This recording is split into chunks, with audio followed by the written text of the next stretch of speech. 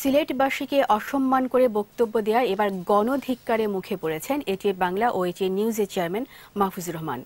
ঝাড়ু মিছিল করে মাহফুজুর রহমানের বক্তব্যের প্রতিবাদ জানিয়ে তাকে অবাঞ্ছিত ঘোষণা করেছে সিলেটের মানুষ।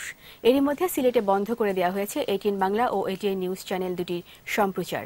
এফএ মুন্নার ক্যামেরায় সিলেট বিভাগীয় প্রতিনিধি ওয়েস খসরু, রিপোর্ট জানাচ্ছেন মুশফিকা নাজদিন।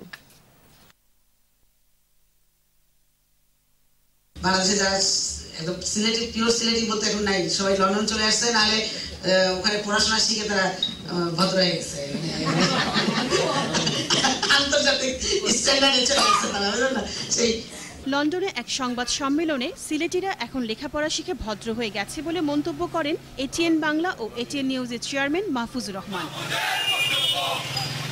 তার এই মন্তব্যের পরপরই পুরো সিলেট জুড়ে প্রতিবাদের ঝড় ওঠে, বিক্ষুব্ধ হয়ে ওঠে নগরবাসী। গত 3 দিন ধরেই চলছে ঝাড়ু মিছিল, মানববন্ধন সহ নানা কর্মসূচি। এটিএন বাংলার চেয়ারম্যান সিলেটবাসীকে নিয়ে যে কটূক্তি করেছেন তার প্রতিবাদে সর্বস্তরের মানুষ আজকে রাস্তায় নেমে এসেছে। এই সিলেটে এটিএন বাংলার চেয়ারম্যানকে আমরা নামতে দেব না যদি ওনার বক্তব্য প্রত্যাহার না করে। তিনি এই ইতিহাসটা কোথায় পেলেন যে আমরা লেখাপড়া শিখে ভদ্র হয়ে গেছি?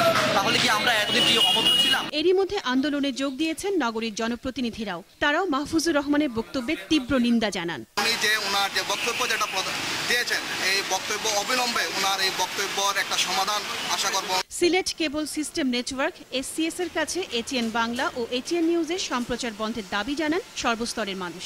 এই দাবির সঙ্গে একাত্মতা প্রকাশ করে বুধবার রাত 9:30 থেকে সম্প্রচার বন্ধ করে দেয়া হয়। সিলেটবাসীর যে আবেগ অনুভূতি লক্ষ্য রক্ষার্থে এই এটিএন বাংলা এবং এটিএন নিউজ চ্যানেলটা বন্ধ করেছে।